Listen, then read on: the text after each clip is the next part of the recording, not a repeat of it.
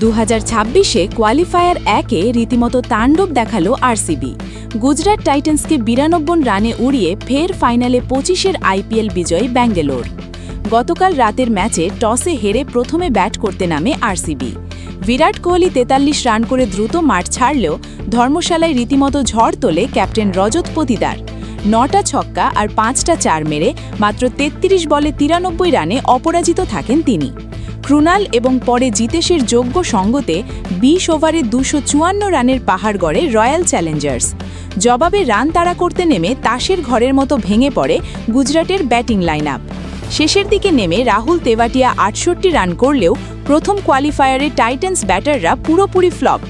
আরসিবির Jacob Duffy নেন 3টি wicket, অন্যদিকে রাশিক দান, ভুবি এবং পান্ডিয়া নেয় 2টি করে উইকেট। আগামী 31 তারিখ নরেন্দ্র মোদী স্টেডিয়ামে বেঙ্গালুরু ফাইনালে কার মুখোমুখি হয় সেই দিকেই তাকিয়ে আইপিএল প্রেমীরা।